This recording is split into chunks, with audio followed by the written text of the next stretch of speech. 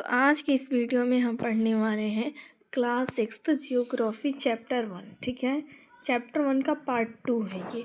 इससे पहले हमने पार्ट 1 अपलोड किया था, तो उसे देख लीजिए और उसके बाद ही इसे देखिएगा। मत बोलिए कुछ।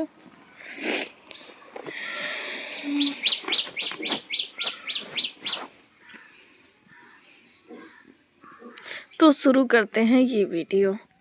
कह रहा है पृथ्वी जो है ना, सूर्य से दूरी के हिसाब से पृथ्वी जो है तीसरा ग्रह है। ठीक है,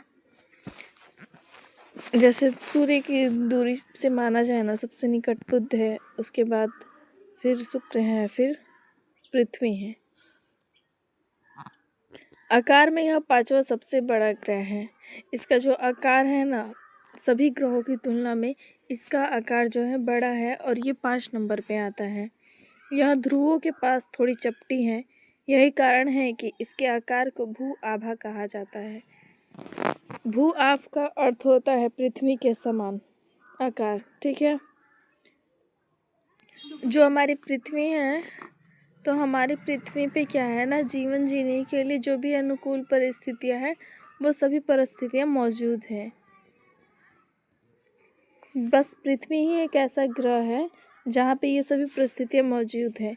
पृथ्वी ना तो अधिक गर्म है और ना ही अधिक ठंडी है। यहाँ पानी एवं वायु उपस्थित है, जो हमारे जीवन के लिए आवश्यक है। वायु में जीवन के लिए आवश्यक जो गैसें हैं, ऑक्सीजन, वो मौजूद है। इन्हीं कारणों से जो पृथ्वी है, सौरमंडल का सबसे अद्भुत ग्रह है। जब बात आती है पृथ्वी की, तो हम अगर पृथ्वी को अंतरिक्ष से देखें, तो वहाँ से देखने पे पृथ्वी जो है ना, नीला दिखाई देता है। कारण ये है क्योंकि इसकी 2/3 जो हिस्सा है ना पृथ्वी का, वो पानी से ढका हुआ है। ठीक है, अब यहाँ पे कह रहा है, क्या आप जानते हैं प्रकाश की गति लगभग 3 लाख किलोमीटर प्रति सेकंड है। ठीक है, इसको 3 × 10⁻² या 3 भी लिखकर देखा जा सकता है। इस गति के बावजूद सूर्य के प्रकाश को पृथ्वी तक पहुंचने में लगभग 8 मिनट का समय लगता है। ठीक है, तो सूर्य के प्रकाश को पृथ्वी तक पहुंचने में लगभग 8 मिनट का समय लगता है। यहाँ पे कह रहा है कि रोचक तथ्य, नील आर्मस्ट्रांग पहले व्यक्ति थे जिन्होंने 20 जुलाई 1969 को सबसे पहले चंद्रमा की सतह पर कदम रखा था। जो नील आर्मस्ट्रांग थे ना, उन्होंने 20 जुलाई 1969 को चंद्रमा पे कदम रखा था। वो पहले व्यक्ति थे। पूछ रहा है, क्या कोई भारतीय चंद्रमा पे गया है? अगर आपको पता है तो प्लीज़ कमेंट करके बताएं। चंद्रमा के बारे में जान लेते हैं हम। हमारी पृथ्वी के पास केवल एक उपग्रह है। ठीक है, वो है चंद्रमा। इसका जो व्यास है ना, व्यास कहते हैं एक छोर से दूसरे छोर की लंबाई, तो वो जो है पृथ्वी के व्यास का केवल 1/4 है।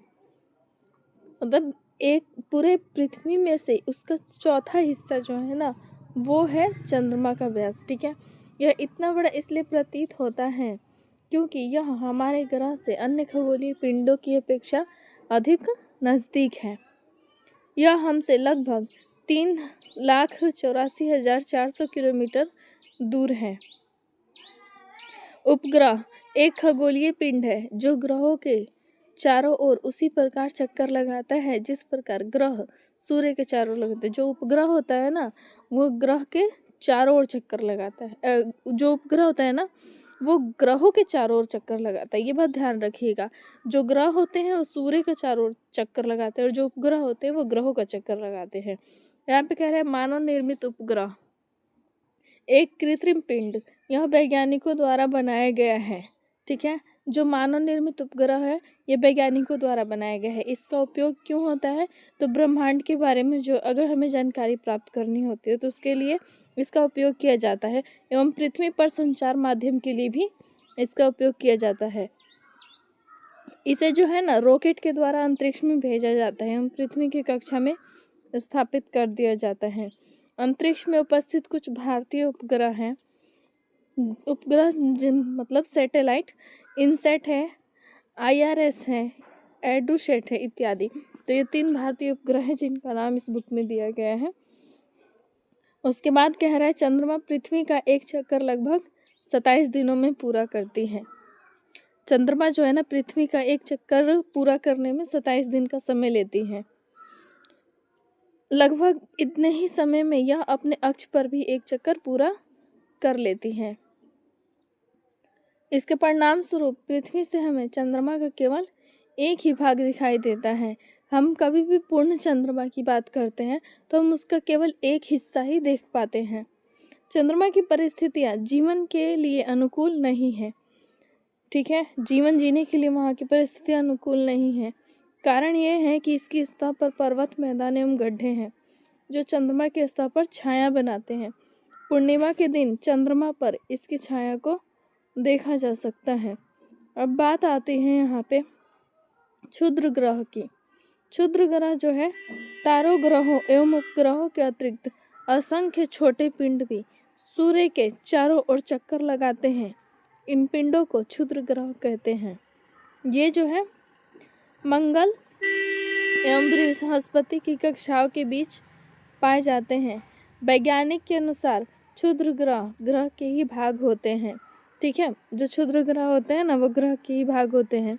पर क्या हुआ होता है ना कि जो कि बहुत ही वर्ष पहले क्या हुआ था, विस्फोट हुआ था जिसके कारण ये टूट चुके हैं। टूटने के बाद ये क्या करते हैं, भ्रमण करते रहते हैं ग्रहों की तरह ही। यहाँ पे देखिए इमेज भी दिया है क्षुद्र ग्रह। तो याद रखिएगा कि जो क्षुद्र ग्रह है वो उपग्रहों के अतिरिक्त असंख्य छोटे पिंड हैं जो सूर्य का चक्कर लगाते हैं। ये भी तो ग्रह है इसीलिए सूर्य का चक्कर लगाते हैं। अगर ये उपग्रह रहते तो ग्रहों का चक्कर लगाते, लेकिन ये ग्रह है इसीलिए ये सूर्य का चक्कर लगाते हैं। इसके बाद यहाँ पे आ रहा है उल्का पिंड। उल्का पिंड जो होता है सूर्य के चारों ओर चक्कर लगाने वाले पत्थरों के छोटे छोटे टुकड़े को उल्का पिंड कहते हैं। सूर्य के चारों ओर जब चक्कर लगाते हैं पत्थर के छोटे छोटे टुकड़े, उन टुकड़ों को क्या कहा जाता है, उल्का पिंड।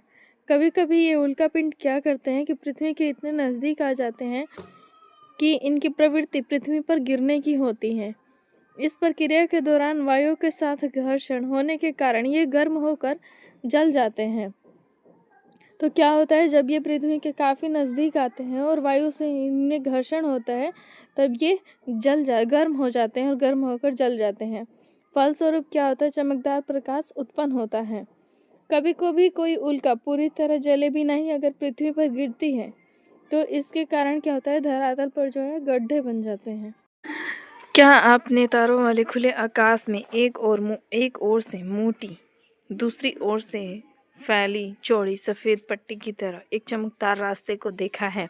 यह लाखों तारों का समूह है। यह पट्टी आकाश गंगा, जिसे मिल्की वे कहते हैं, है। हमारा सौरमंडल इस आकाश गंगा का एक भाग है। प्राचीन भारत में इसकी कल्पना आकाश में प्रकाश की एक बहती नदी के रूप में की गई थी। इस प्रकार इसका नाम आकाश गंगा पड़ा।